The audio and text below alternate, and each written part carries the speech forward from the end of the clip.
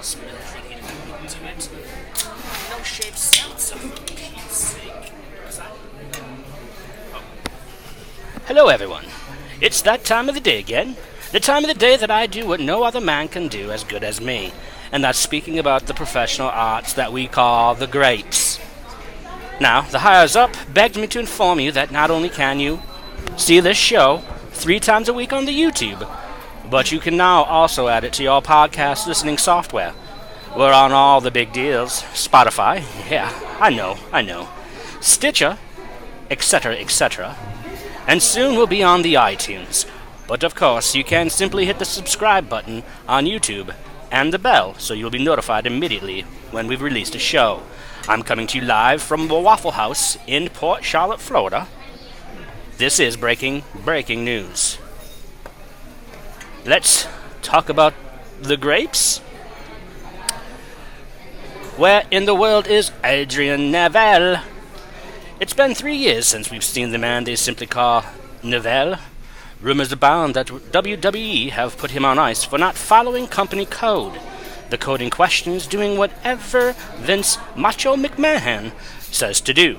Sources close to the situation who wish to remain polygamous told me, "Yeah, bro, it's ridiculous, bro. You do, bro, whatever he tells you to do, bro, or he furries your bro ass, and then you have to start doing bro casts on networks that no bro has ever heard of, bro. When pushed, my source backpedaled just a bit. I mean, bro, the benefits are brotastic. Steak wraps all you want, unlimited popcorn from the popcorn machine in the office. But yeah, there's no bro that gets through the system without broing to the devil, bro." You've heard it here first, folks. Shout out number 1. Do you like wrestling news reporters who hail from the United Nations of Canada? Then you, my friend, are a friend of Mr. Warren Hayes, who is a friend of mine from way back when I was doing regional news in Flin Flon, Manitoba, Saskatchewan. Hayes is an in-your-face, swallow-my-load news kind of guy, and if you like that, you'll love this. Check him out at tinyurl.com/Mr. Warren Hayes. Our next story is from my right-hand man, one Dr. Dan Dastardly. He's uncovered a hell of a scoop pertaining to a project orchestrated by the United States of America and the Shriners. Apparently, hold on, I need to take another drink of my beer here. Strohs. Apparently, after watching an episode of Impact Professional Wrestling, Maurice Vanderplamp was alarmed when Jimmy Jacobs spoke openly about his 4th eye.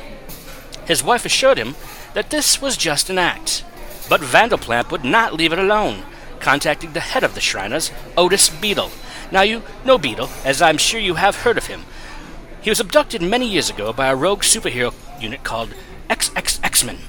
He was battered and bullied for 69 nights, until one day the XXX-Men vanished. When Vanderplamp texted him simply, "They are back," Beadle knew. They met at the local Hooters when SmackDown Live was conveniently airing. Vanderplamp dropped his Asian Zing wing to the floor when Jeff Hardy spoke openly about his fifth eye. The men have formed a coalition known simply as Parents Against Extra Eyes or Pay, with the tagline being, "You will pay." Catchy. We'll have much less about this in our next episode. Finally, I wanted to end this evening with a giant fuck you to Twitter. As you may have heard, my Twitter account has been suspended for seedy activities. Now, it is true that my kink is watching old Gimme a Break episodes while choking myself with last week's pair of socks. What I was doing on Twitter was merely research for a news story on men on a mission. Also, apparently, the show has been rated NC-17 by those fucks from Wilfred Watches Wrestling. I heard you swear before too, sir. For more Grapes news, head on over to my brand new webpage, breaking news with noshaveseltzer.wordpress.com. And of course, as always, I thank you for listening.